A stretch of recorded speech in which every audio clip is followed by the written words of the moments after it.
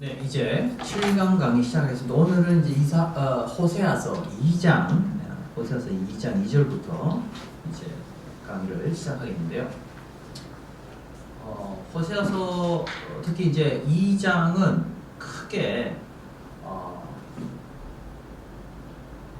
2절에서 13절 그렇게 나눠볼 수 있을 것 같고요. 그 다음에 14절에서 23절 이렇게 이제 크게 나눠도 될 것 같습니다. 이렇게 이제 크게 나눠보고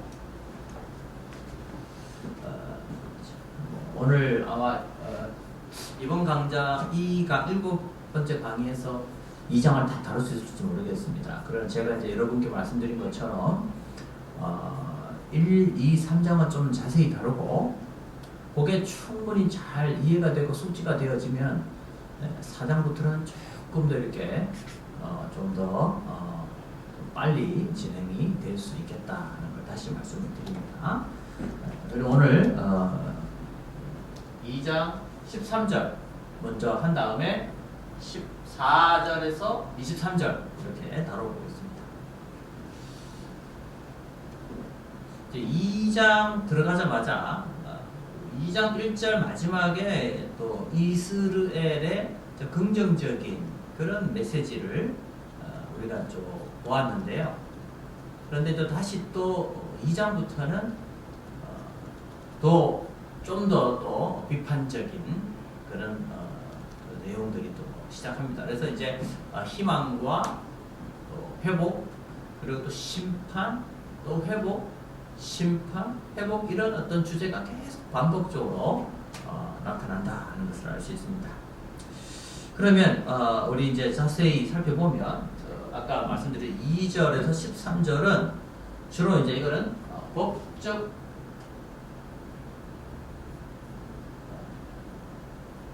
소송과 관련되어 있다. 장르적으로 볼 땐 그렇습니다. 장르적으로. 왜 그러냐면은 처음 시작할 때 우리 한글 개역 개정 우리 다 같이 한번 읽어볼까요? 2장 2절입니다. 시작. 너희 어머니와 논쟁하라. 그는 내 아내가 아니요 나는 그의 남편이 아니라 그가 그의 얼굴에서 음란을 제하게 하고 그 이방 사이에서 음행을 제하게 하라. 여기서 이제 처음 딱 등장하는 동사가 리브라는 동사가 등장합니다. 리브라는 동사. 이게 이제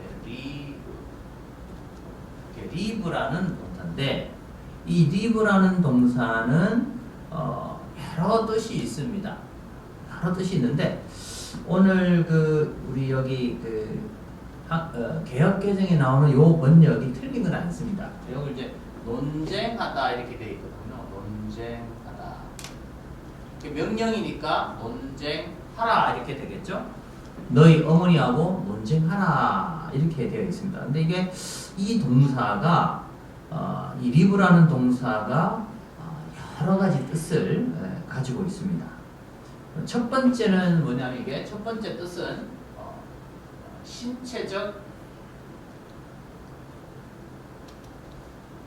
신체적 싸움을 가리킬 때 또 이 단어 씁니다. 육체적으로 신체적으로 막 싸우는 겁니다. 그래서 출애굽기 2장 18절 같은 경우에 이렇게 이런 표현들이 나옵니다. 예를 들면 또 두 번째로는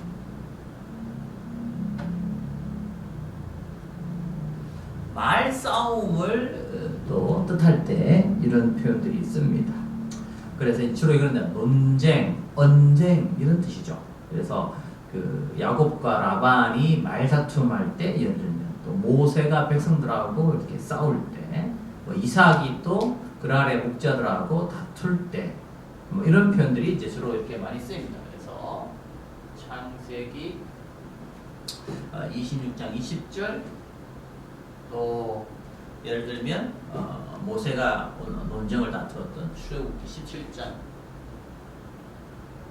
2절 같은 경우에 이제 이런 리브라는 동사가 쓰인다라는 할 수가 있고요. 그 다음에 세 번째로는 법정의 모발 고소에 이런 단어가 또 쓰인다 이렇게 볼 수 있습니다. 예를 들면은 뭐 이사야 3장 13절에서 15절 같은 경우에 이런 표현들이 쓰인다. 그 다음에 마지막으로 네 번째, 뭐 여러 가지 뜻이 있지만 가장 대표적인 것만 제가 설명해 줍니다. 네 번째로는 이게 간청하다 혹은 탄원하다. 간청하거나 탄원할 때 이런 표현이 쓰인다. 다음에 이제 마지막으로는 꾸짖다라는 표현으로 쓰이기도 한다. 그죠? 꾸짖다. 그러니까 이건 책망과 관련된 거죠. 책망할 때 이런 표현이 있다. 그리고 이런 다양한 해석들로 번역을 하는데 우리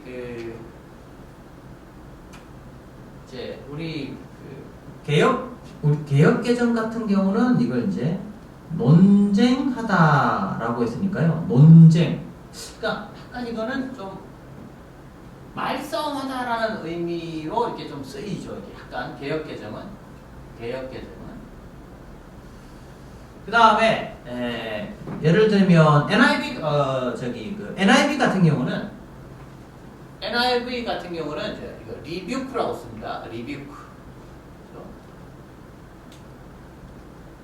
꾸짖다라고 되어 있으니까요. NIV 같은 경우는 이제 5번째 해석을 하고 있죠. 그 다음에 이제 URSV 같은 경우 plead라는 말 씁니다. plead라는 말 쓰니까 어떻습니까? 이거는 탄원하다, 간청하다 이제 네 번째 뜻이 돼요. URSV 같은 경우는 네 번째 뜻으로 해석이 되고요. 그 다음에 이제 New King James Version 같은 경우 bring charge라고 말 씁니다. bring charges. 그래서 이게 이제 고소하다라는 뜻, 혹은 고발을 시도하다 이런 뜻을 가지고 있거든요. 그래서 이제 NASB 같은 경우, NASB 같은 경우는 이제 contend 이게 이제 말 그대로 이제 논쟁하다, 그죠? 논쟁하다, 쟁론하다 이런 뜻을 가지고 있어서 우리 그 개역 개정하고 NASB가 좀 비슷하게 그렇게 번역된 것이 아닌가 이렇게 생각을 합니다. 개인적으로 그러면 저는 어떤 입장을 취하는가? 저는 여러 가지 다 해석에 장단점이 있으리라고 보는데 저는 개인적으로 아까 말씀드린 대로 이게 이제 법적 소송적 어떤 뉘앙스를 강조하기 때문에 저는 약간 뉴 킹제임스 버전 쪽으로 이렇게 좀 해석하는 것이 좋지 않겠나 하는 게 저의 개인적인 해석인데 그렇다고 해서 이 다른 이런 해석들이 틀렸다는 건 아니고요. 약간 그 뉘앙스의 차이가 좀 다 달라요. 근데 제가 볼 때는 이건 약간 그 소송, 고발 이런 쪽의 뉘앙스가 더 강하다라는 생각이 듭니다. 그래서 요 리브라는 요 동사가 나중에 또 어디에 나오냐면 4장에도 또 나옵니다. 4장에 나오기 때문에 호세아서에서 그 리브라는 동사가 가지고 있는 중요성을 계속해서 보여주고 있습니다. 그래서 저는 3번 법정의 고발 고소 이렇게 해석하는 것이 저는 개인적으로 좋겠다는 생각이 듭니다. 왜 그러냐면 앞으로 진행되는 내용들이 이제는 고소와 고발과 관련이 있기 때문에 그래요. 고소와 고발과 관련해서 그러니까 남편이 아내의 부정을 고발하고 있는 거죠. 고소하고 있는 거죠. 그리고 이제 그러면서 여기 너희는 누구냐 했더니 자식이잖아요. 이게 이제 지금 현재 상징을 하고 있는 거죠. 어머니는 말 그대로 이스라엘 전체를 대표한다면 이 너희는 바로 그 이스라엘 백성들, 개개인의 백성들을 가리키는 것이다. 이렇게 이제 보면 좋을 것 같습니다. 그러니까 너희 이스라엘 전체, 전 민족이죠. 그러면서 이제 너희 어미와 논쟁하라. 이 말은 이제 너희 어미와 함께 너희 어미의 이 죄에 대해서 고발해야 되지 않겠느냐 하고 이렇게 이제 법적 소송을 제기하고 있다 이렇게 볼 수 있습니다. 심지어 이제 이 너희 할 때 이 그 백성들, 그렇죠? 백성들을 어떻게 보면 또 이제 정인으로 이렇게 또 이렇게 채택한다 이렇게 이제 해석을 학자들이 있습니다만은 그런 부분까지도 이렇게 고려하면 좋겠습니다. 자, 그럼 이런 법적 소송을 제기합니다. 너희 어머니와 함께 너희 어머니를 고발하지 않겠느냐?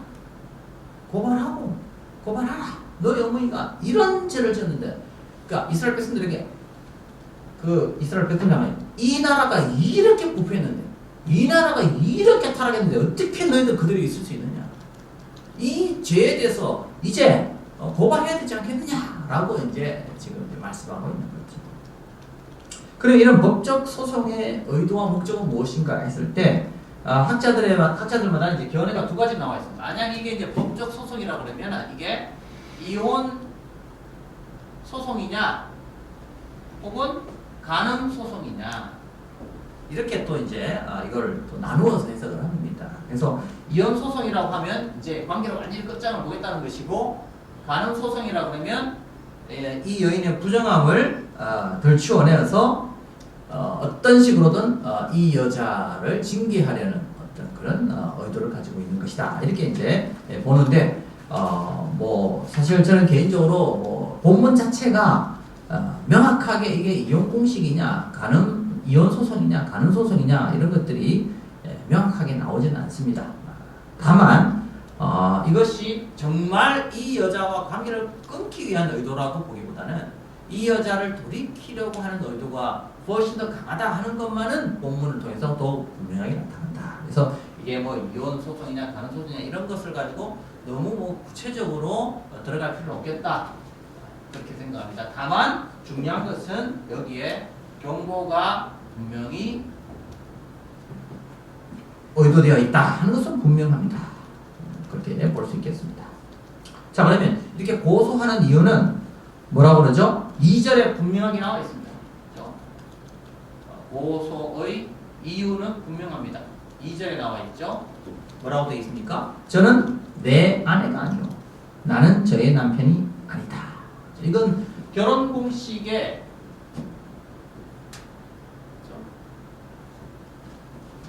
남편과 아내가 결혼할 때 서로 서약하는 공식이 바로 이거예요. 너는 나의 아내고 나는 너의 남편이다 하는 것이 이제 결혼 공식의 핵심이거든요. 그러면 여기서 너는 나의 아내가 아니고 나는 너의 남편이 아니다 라는 것은 뭐를 의미하냐? 이것은 바로 결혼 공식 파기를 의미합니다. 너와의 관계는 이제 파기다 이렇게 지금 선언하고 있는 것입니다. 왜 그렇습니까? 이것은 결혼 공식의 약속은 서로가 서로에 대한 정절을 지켜야 됩니다. 다시 말해서 순결을 지켜야 되는 거죠. 한평생을 이 남자와 이 여자와 서로 관계를 맺으면서 살겠다라고 약속하는 것인데, 그 약속이 깨트려지게 되면, 이 정절이 깨트려지게 되면 결국 그 공식도 파기되는 것이죠. 그러면 이 본문은 뭐를 의미하냐면 이스라엘과 하나님과의 관계가, 특히 언약 관계가 파기될 위기에 놓여 있다는 것을 의미합니다. 누구 때문에? 이스라엘이 무엇을? 여호와를 향한 그 정절을 깨트렸기 때문이다라는 것을 알 수가 있습니다.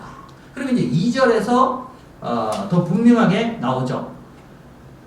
더 구체적으로 이유를 뭐라고 이야기하죠? 그가 그의 얼굴에서 음란을 제하게 하고 그 유방 사이에서 음행을 제하게 하라. 분명한 이유를 제시하죠. 그 이유는 뭡니까? 아내의 음란 때문이다 라는 것이죠. 아내의 음란 때문이다. 여기서 중요한 건 뭡니까? 그의 얼굴에서 음란이라고 되어 있죠. 얼굴. 그 다음에 또 밑에는 뭐죠? 유방. 얼굴과 유방 이렇게 되어 있어요. 자, 그래서 사실은 이제 얼굴은 구약에서 얼굴은 인격을 나타낸다 이렇게 봅니다. 그죠? 그 다음에 유방은 여인의 유방은 육체를 대표하죠. 그러면 얼굴과 유방이 음란했다는 말은 뭐로 의미합니까? 이거는 인격 전체, 몸과 마음, 모든 전 인격적 존재로서의 부패와 타락을 강조한다 이렇게 볼 수 있습니다. 단순히 살짝 흔드는 게 아니고 이건 철저하게 지금 마음이 남편으로부터 떠났다라는 것을 보여줍니다. 특히 여기서 이제 뭐 학자들마다 의견이 분분한데 여기에 뭐 유방 사이에서 음행을 제거하라. 그래서 그러면 이 유방의 음행이라는 게 뭐냐? 이게 이제 뭐 여러 가지 뜻이 있겠지만 뭐 우상 숭배자들의 장신구다 이렇게 해석하는 자들도 있고 뭐 창기의 장신구다 이렇게 해석하는 자들도 있고 혹은 성적 욕구를 자극하는 어떤 그 화장이나 체험제를 가리킨다 이렇게 해석하는 여러 학자들의 견해들이 있습니다. 물론 뭐 각각의 해석에 다 뭐 가능성은 우리가 열어놓을 필요가 있겠지만 제가 말씀드린 대로 본문에서 의도하는 그 강조점은 그런 것보다도 전인격적 부패, 전인격적 타락을 강조한다. 어떻게 음란으로, 음행으로 타락했다는 것을 이 본문이 강조해 줍니다. 그렇기 때문에 이것은 여기서 말하는 이것은 뭐라 의미하죠? 나의 배우자와 다른 어떤 사람과의 어떤 철저한 부패한 그런 관계, 그렇죠? 음란한 관계를 강조해 주는 것이다라고 볼 수 있겠습니다. 자, 그럼 3절로 넘어가겠습니다. 3절 같이 한번 읽어볼까요? 시작. 그렇지 아니하면 내가 그를 벌거벗겨서 그 나던 날과 같게 할 것이요 그로 광야같이 되게 하며 마른 땅같이 되게 하여 목말라 죽게 할 것이며. 자, 지금 이 아까 결혼 공식에서 아내가 남편을 버리고 다른 애인을 지금 만나서 부정한 관계에 들어간 그런 어떤 상황을 의미하는 것입니다. 자, 그렇게 되니까 이제 어떻게 되느냐? 남편은 그냥 침묵할 수 없는 것이죠. 그래서 어떻게 한다고요? 처음에 여기 보니까 제거하라 하고 일단 명령을 내리죠. 제거하라. 이것은 이제 아직 기회를 가지고 있는 거죠. 돌아서라. 명령을 내린 거죠. 그래서 3절에 펜이라는 줄을 나와요. 펜. 그죠? 펜. 이 펜이 그렇지 아니하면 아니하면 펜이라는 줄인데 만약에 2절에서 했던 그 명령을 받아들이지 않는다면 어떻게 할 거냐 그죠? 안 하면 어떻게 되죠? 그 경고, 아까 제가 말씀드린 대로 이건 경고다. 경고다. 그죠? 근데 이 경고를 받아들이지 않으면 어떻게 되느냐? 이게 중요한 거죠. 어떻게 됩니까? 발가 벗겨서 나던 날과 하겠다. 자, 여러분, 이게 벗긴다, 벗음을 당한다. 이게 이제 상징적인 의미예요.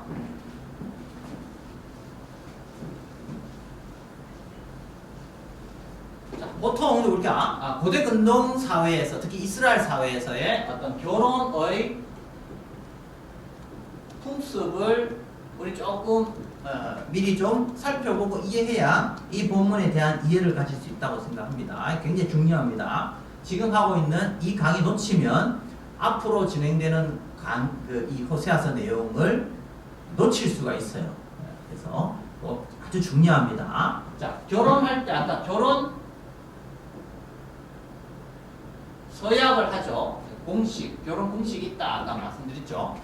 뭐라고 했죠? 나는 너의 남편이고 너는 나의 아내다.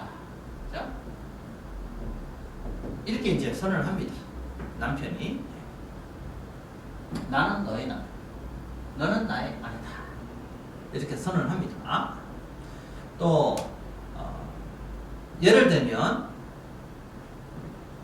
만약에 이렇게 이제 선언이 됐다. 이걸 만약에 이제 여자가 하면 어떻게 했죠? 나는 너의 아내고 너는 나의 남편이 이렇게 되겠죠? 네, 그렇게 이제 서로 서약을 하는 겁니다. 그러면 이제는 이런 관계가 딱 결정이 되면 어떻게 되느냐? 뭐가 발생합니까? 의무가 발생합니다. 의무. 그러면 의무는 뭐죠? 남편으로서의 의무가 발생하고 그 다음에 또 뭡니까? 아내로서의 의무가 발생합니다. 그러면 이런 서약을 하고 난 다음에는 남편으로서의 의무를 다해야 되는데 남편으로서의 의무는 뭡니까? 남편의 의무는 아내에 대한 책임입니다. 아내의 모든 것을 책임져야 되는데 가장 대표적인 게 뭘까요? 의식주의. 먹고 자고 입고 하는 모든 것들을 누가 책임지느냐? 누가 책임져야 돼요? 남편이 책임져요. 남편이 다 책임져요. 자, 그럼 아내의 의무는 뭘까요? 아내는 이 의식주의 문제에 있어서 철저하게 남편을 의존해야 됩니다. 여인의 책임은 전적으로 그 남편을 의존하는 것입니다. 그래서 이 아내에게 남편은 입을 것도 주고 먹을 것도 주고 다 책임지는 겁니다. 근데 만약에 여러분 보십시오. 만약에 이 관계가 깨트려졌다. 예를 들어 아내가 남편 말고 다른 남자가 주는 의식주를 욕심내는 거. 남편이 주는 것에 만족하지 않고 다른 남자로부터 이런 것들을 기대하고 그래서 다른 남자를 따라가게 되면 그럼 이 남편은 어떻게 할까요? 이 남편 너가 내가 주었던 옷, 내가 주었던 그런 집을 가지고 있으면서 너가 다른 남자를 엿봐? 그러면 더 이상 내가 너에게 줄 이유가 없지? 이렇게 되는 거죠. 그럼 어떻게 됩니까? 그래, 너 다른 남자 따라갔지? 내가 너에게 지금까지 주었던 거 내가 다 이제 거둬들일 거야. 그래서 다 회수하는 거죠. 회수. 그러면 지금까지 입고 있었던 모든 옷 다 어떻게 해요? 회수해버린다는 거예요. 집에서도 쫓겨나는 거예요. 이해되시겠죠? 먹을 것도 없는 거예요. 그러면 그 상태가 뭐라는 거죠? 발가벗습니다. 이게 이제 이스라엘 역사가 그런 거죠. 이스라엘이 원래 시작이 어땠어요? 그래서 원래 시작이 종이었죠. 종이잖아요. 애굽의 종이었죠. 그래서 그 이스라엘을 하나님께서 부르셔요. 그래서 먹을 것도 없고 입을 것도 없고 거처할 것도 없는 이스라엘에게 하나님께서 가나안으로 이끌어 주시고 또 광야 때에는 먹을 것이 없을 때는 먹을 것으로 채워 주시고 또 추울 때는 또 불기둥으로 그리고 또 더울 때는 불기둥으로 채워 주시고 그리고 결국 가나안 땅에서 먹을 것 입을 것 다 하나님이 제공해 주셨단 말이에요. 근데 이제 이스라엘이 어떻게 됩니까? 나중에 그 하나님을 버리고 바알을 숭배하게 되죠. 그러면 어떻게 됩니까? 내가 이렇게 너희들 다 채워주고 다 해줬는데 너희들이 나의 이 은혜를 잊어버리고 다른 신에게 가? 그래서 돌아오라고 몇 번 경고했는데도 말을 안 들어? 그럼 어떻게 돼요? 결국 하나님 주신 것들 다 어떻게 폐쇄해버린다는 거죠. 그래서 애굽의 종 되었다가 나중에 우상 숭배하고 타락하니까 나중에는 어떻게 되죠? 다시 어떻게 되죠? 이스라엘이 바벨론의 종이 되는 것이죠. 그래서 이 바벨론이 어떤 의미에서는 제2의 애굽이 되는 거죠. 그래서 애굽에서 나오는 걸 출애굽이라고 그러면은 바벨론에서 다시 나오는 것을 새로운 출애굽이다라고 있다고 이렇게 보는 거죠. 자, 이렇게 제가 전반적으로 지금 남편과 아내의 관계와 여호와와 이스라엘 관계를 제가 이렇게 어느 정도 지금 설명을 해드리고 난 다음에 이 호세아서 2장을 읽어야 도움이 됩니다. 방금 제가 강의했던 이 내용을 놓치고 이 2장을 읽으면 안 됩니다. 네, 꼭 기억하시기 바랍니다. 자, 그러면 오늘 아내는 어떻게 된다고요? 돌아오라고 그랬는데 음행을 제거하라고 했는데 음행을 제거하지 않았어요? 그럼 어떻게 되느냐? 그래? 그럼 내가 너에게 주었던 거 내가 다 회수하마. 이렇게 되는 거죠. 그래서 남편의 의무를 중지하겠다. 중지한다. 그죠? 예를 들면 출애굽기 21장 10절 나중에 살펴보십시오. 시간이 없어서 다 볼 수 없습니다. 즉 아내에 대한 남편의 의무가 나옵니다. 음식, 옷, 그리고 관계. 그죠? 부부 관계를 의미하는데 그래서 이 의복을 입지 못한다. 헐겁벗는다. 이건 공급을 받지 못한다는 거죠. 그럼 더 이상 내가 너를 더 이상 남편으로서의 내 책임과 의무를 다하지 않겠다라는 의미와 같습니다. 그리고 더 이상 내가 너를 나의 아내로 인정하지 않겠다. 부부로서 인정하지 않겠다. 이렇게 됩니다. 그리고 구약에서 헐거웠다는 말은 극도의 결핍을 의미합니다. 극도의 결핍. 그렇죠? 그리고 두 번째 오늘 보니까 광야같이 되게 하며 마른 땅같이 되게 하여서 목말라 죽게 할 것이다. 그렇죠? 광야같이 되게 한다 하면 여러 가지 표현이 있겠죠. 이건 물을 먹을 수 없다. 이거는 완전한 결핍을 의미합니다. 결핍. 철저한 결핍을 의미합니다. 여기서 이제 우리가 눈여겨봐야 될 게 뭐냐면요. 목말라 죽게 하겠다.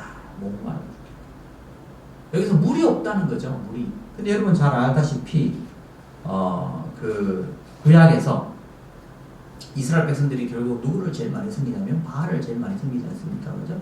그러니까 바알은 어떤 신입니까? 물을 내려주는 신이에요. 그런데 바알을 따라가는데 그 결과는 뭡니까? 물이 없는 겁니다. 그들이 기대했던 바로 그 물이 오히려 더 극도로 없어지는 결과가 발생한다. 어떻게? 하나님을 떠나버립니다. 이스라엘이 왜 바알을 섬깁니까? 이스라엘은 한 번도요, 하나님은 믿지 않겠다. 우리 하나님을 따르지 않겠다. 그리고 바알만 섬기겠다라고 한 적이 없습니다. 여러분, 이스라엘이 멸망당할 때에도요, 성전을 포기하지 않았고요, 그 제사를 포기하지 않았습니다. 예레미야를 읽어보십시오. 이스라엘 백성들이 얼마나 성전을 붙들고 있었는지를 알 수가 있습니다. 그러니까 이스라엘 백성들이 하나님을 버린 적은 없어요. 그런데 어떻게 해요? 그 하나님만으로 만족을 못하는 거예요. 왜? 하나님이 주신 것만으로는 만족이 안 돼요. Something more 더 필요한 거죠.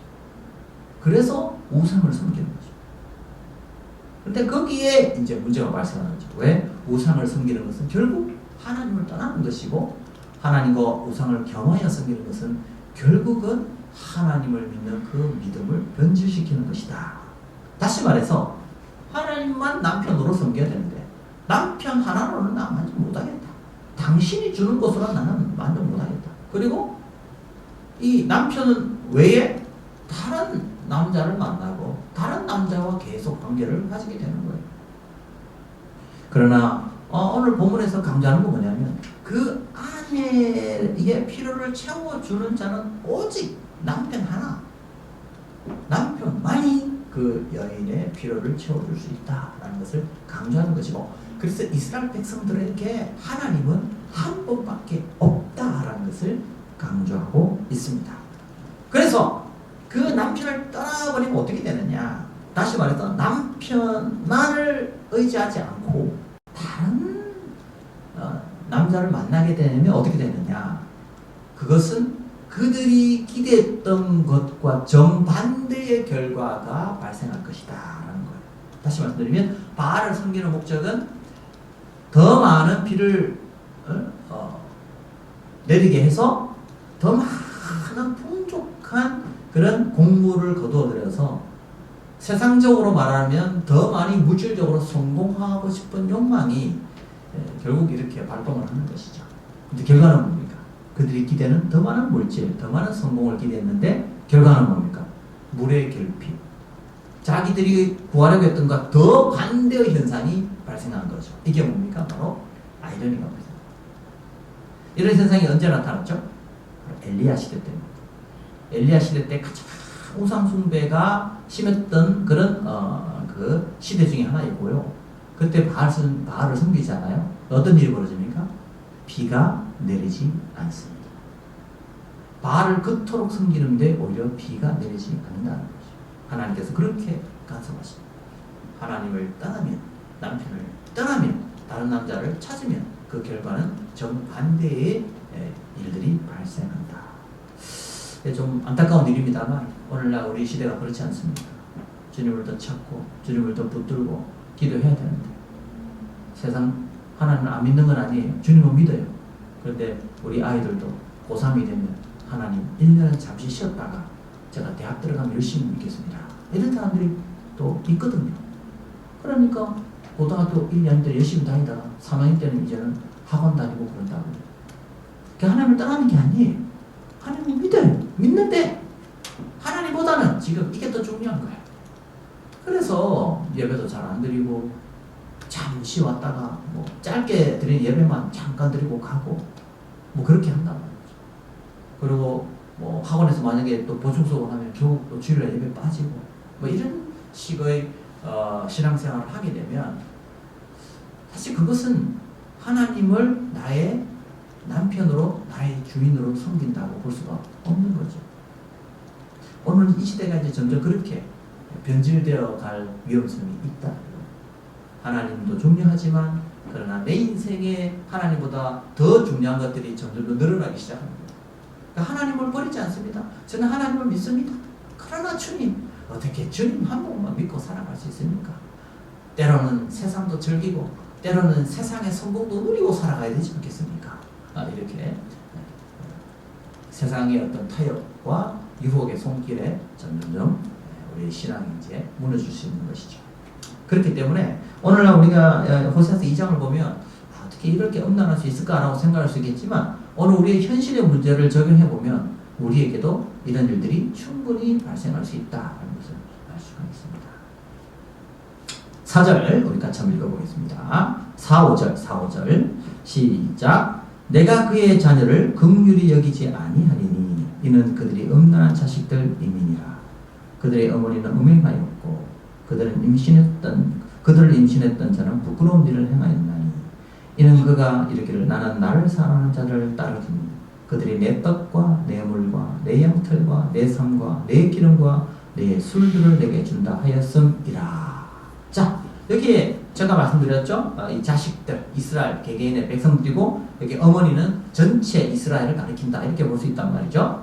이스라엘 하나님의 아내, 하나님의 신부로서의 이스라엘을 말할 수 있는데 그런데 이제 여기 보면 부끄러운 일을 행하였다 그랬죠. 부끄러운 일이 뭡니까? 제가 나오죠. 나를 사랑하는 자들을 따르니 이제 이야기하는 거예요. 이스라엘이 뭐라고 하냐니까 나를 사랑하는 자들을 따르니. 그러면 여기에 왜 따릅니까? 떡과 물과 양털과 삶과 기름과 술을 준다 하기 때문에 따라간다는 거예요. 여기서 이제 우리가 하나 살펴볼 것은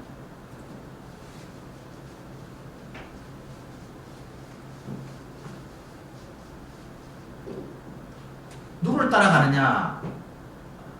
이런 걸 주는 사람을 따라가는 거죠. 자, 그러면 떡이 나오죠. 떡. 그 다음에 물, 양털, 또 삶, 기름, 술 이런 것들이 나옵니다. 여러분 뭐 너무나 잘 알겠지만 물 같은 경우는 그죠? 가장 필요한 그죠? 거잖아요. 물. 그리고 또 고대근동 사회에서 물은 너무나 비가 없을 때는 가장 필요한 생필품 중에 하나가 물이죠. 물이죠. 그다음에 양털은 언제 할 필요입니까? 아주 추울 때 입어야 돼요. 양털 없으면은 이 추위를 이겨낼 수 없죠. 특히 겨울 이겨낼 수 없어요. 삶은 언제 입습니까? 이건 아주 더울 때 더위에 필요한 옷이에요. 그래서 양털과 삶은 반드시 필요한 옷들이다. 그 다음에 기름과 술은 뭡니까? 이건 인생의 즐거움이죠. 생의 즐거움을 가리킨다. 생의 즐거움이다. 자, 그래서 지금 누가 애인이 여기 들이죠. 애인들이 이 아내에게 유혹하는 거죠. 야, 내가 너에게 떡도 주고 물도 주고 양털도 주고 생의 즐거움을 내가 다 주겠다 하고 유혹하는 거예요. 그러니까 남편이 이런 걸 다 제공해 준다고 분명히 약속하고 내가 너를 책임지겠다고 했는데 이 남편의 이 책임과 의무를 믿지 못하는 거죠. 왜? 이 애인이 보여주는 이것들이 훨씬 더 좋아 보이는 거예요. 그래서 애인을 따라갑니다. 남편이 어떠 좋아요? 남편이 주는 것들이 있어요. 근데 그것으로는 절대로 어떻게 해요? 만족하지 못한다. 그것으로 만족할 수 없다. 그래서 애인이 주는 것들을 더 가지기 위해서 따라가는 거죠. 그래서 아내는 남편이 아닌 그 애인이 자신의 생을 더 행복하게 해주고 자신의 생을 더 풍요롭게 해준다라고 본 거예요. 이게 바로 뭡니까? 이게 배교입니다.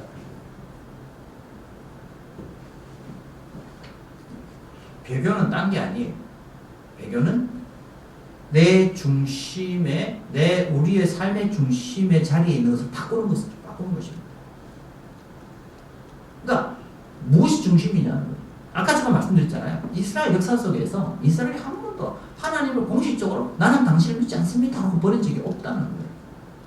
율법도 그대로 가지고 있었고 성전도 있었고 제사도 드렸어요. 근데 문제는 뭐냐면 그들의 마음 중심에 하나님이 있는 것이 아니라 우상이 그들의 마음의 중심에 있었다. 이걸 다른 말로 하면 삶의 우선순위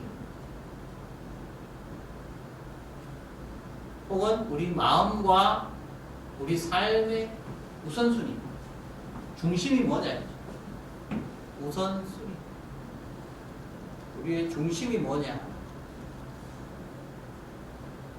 중심의 문제. 무엇이 중심이냐?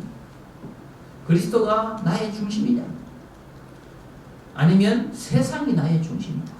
그리스도를 버리진 않아요. 그러나 그리스도보다는 세상이 더 좋은 거죠. 이런 유혹이 온다. 자, 그렇게 되면 어떻게 되는가?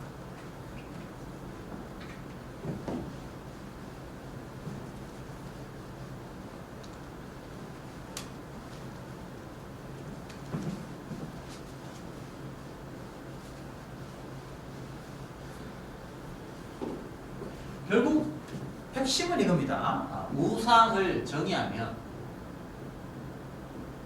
우상을 정의를 해봅시다. 우상이 뭐가 우상입니까?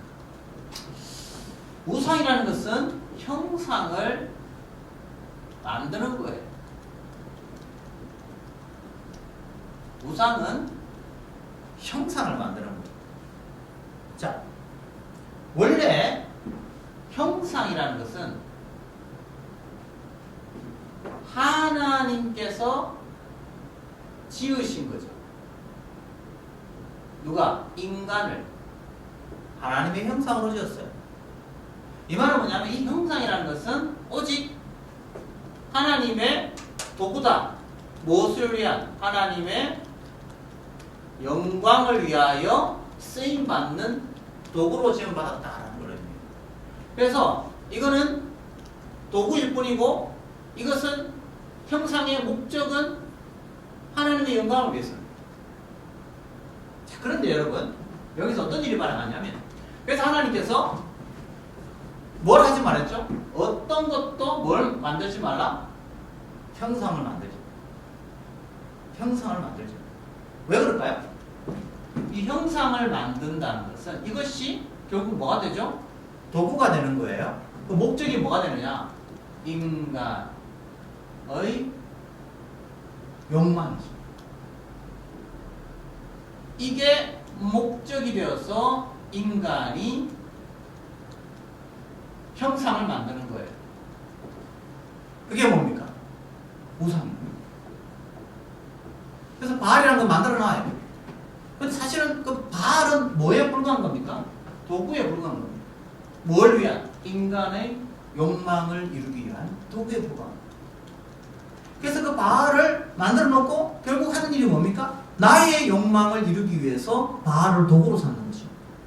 그러면 결국 이 우상의 중심에는 다 인간의 욕망이 중심에 서 있는 거죠. 하나님의 영광이 아니라 인간의 욕망을 위하여 존재하는 것들이 다 우상입니다. 그래서 먹든지 마시든지 무엇을 하든지 다 뭘 위해서 해야 됩니까? 하나님의 영광을 위해서. 그래서 예수님만이 유일한 하나님의 모든 영광을 이루시는 바로 그 하나님의 형상으로 하나님 자체이시고 또 하나님의 참 형상으로 온 것입니다. 그 외에 다른 그 어떤 형상도 인간이 만들어버리면 그것은 다 뭐가 되죠? 우상입니다. 그래서 인간이 만드는 형상은 다 우상입니다. 왜? 그 목적이 자기의 욕망을 이루기 위해서다. 그러니까 하나님이 만드셔서 하나님께서 그것을 이루시는 존재만이 하나님의 영광을 올려드릴 수 있습니다. 그러니까 하나님 만드신 형상이 누구입니까? 인간이에요. 그럼 하나님의 목적이 뭡니까? 하나님의 영광을 위하여, 하나님의 영광을 위하여, 하나님의 영광을 위하여 존재하는 존재가 바로 우리 인간이에요. 그런데 인간이 어떻게 자기가 형상을 만들어서 그 형상에다가 절을 하는 이유는 딴 게 아니에요. 나의 욕망을 이루기 위해서다. 그래서 구약에서 보면 어떤 일까지 벌어집니까? 자식들까지 불에 태웁니다. 왕들이. 왜 이렇게 불에 태웁니까? 그의 목적은 어디에 있습니까? 자기의 욕망을 이루기 위해서. 그래서 오늘도 그런 일이 있지 않습니까? 부모들이 본인이 하고 싶었던 그 일들을 이루지 못했을 때 그 욕망을 이루기 위해서 자식들에게 계속 태움을 합니다. 태움. 너는 변호사가 돼야지, 너는 판사가 돼야지, 너는 의사가 돼야지. 태움을 합니다. 태움. 그 결국 뭘 하는 거예요? 내 욕망을 위해서 자식을 희생시키는 거예요. 이게 뭡니까? 우상숭배예요. 우상숭배. 자식을 도구로 삼는 겁니다. 내 욕망을 이루기 위한 도구. 그래서 오늘 이 시대에도 얼마나 많은 우상숭배가 자행되는지 모릅니다. 심지어요. 이런 말 죄송합니다만 이런 경우도 그렇게 될 수 있어요. 내가 목사가 되고 싶었는데 내가 목사를 못했어. 내 자식만큼은 목사가 되기를 원한다. 계속 자식이 너 목사가 돼야 돼. 하나님이 부르셔서 하나님께서 그런 계획과 뜻이 있으시면 부르시는 거죠. 그게 맞으면 되는데, 근데 자식은 그런 아직 그 소명도 없고 그런 데 대한 응답도 없는데 계속 이제 너는 가야 돼. 그런 분도 있어요. 그래서 우리 신학대학원에 보면 어떤 분은 그런 분이 계셔요. 왜 왔냐니까 저는 응답도 없는데 아버지가 가라고 해서 왔습니다 하는 분이 계셔요. 그럼 어떻게 고민해야 됩니까? 기도 한번 드려보시죠. 정말 하나님 부르셨는지 기도 한번 드려보시죠. 그래도 하나님 응답은 받고 와야 되지 않겠습니까? 제가 그러니까 고민을 합니다. 그래서 우리가요, 그래서 그 안에 욕망이 이런 게 있을 수 있잖아요. 나는 목회에 좀 실패했는데 내 자식은 좀 큰 교회에 성공적 목회를 하는 목사, 그러니까 내가 이루지 못한 그 성공을 내 자식이 이루어지기를 바라는 마음으로, 만약에 예를 들자면 그런 식으로 해서 그 자식에게 목사에게를 가라고 만약에 고민을 한다면 제가 볼 땐 그것은 바람직한 것은 아니다 생각합니다. 물론 저도 그래요. 저도 사실 내 목사지만 내 자식이 목사들은 참 좋은 마음이 있어요. 그래서 이야기를 할 수 있다고 생각합니다. 혹시 너 목사 어때? 해보면 어때? 근데 아이가 전 아직 그런 마음이 없어. 그래? 그럼 우리 같이 한번 기도해보자. 그리고 하나님께서 너를 부르신다면 그런 소명을 주지 않겠느냐. 그러나 꼭 그것만이 하나님의 소명은 아니다. 또 하나님의 뜻이 다른 길로도 하나님 부르실 수 있으니까 일단 다 열어놔보자. 가능성을 열어놔보자. 그리고 같이 기도해보자. 그렇게 이야기할 수는 있을 거란 말이죠. 근데 다른 모든 가능성을 다 차단시키고 너는 반드시 이것이 돼야 돼. 이렇게 돼버리면 이것도 자칫 잘못하면 우상이 될 위험성도 있다라는 것이죠. 종종 우리는 주변에 제가 그런 분들을 종종 봅니다. 그래서 이 위험한 우상 숭배가 바로 이런 것이다. 우상 숭배가 다른 것이 아니고 바로 우리의 삶의 우선순위를 바꿔버리는 것이다. 내 인생의 중심을 바꿔버리는 것이다. 한 남자만 바라보고 살아야 되는데 거기에 그 남자 외에 다른 남자가 들어왔다. 이것은 우리의 삶의 우선순위가 바뀌어지는 것이다. 라는 것을 의미합니다. 자, 여기까지 하고 우리 다음 강의 또 들어가도록 하겠습니다.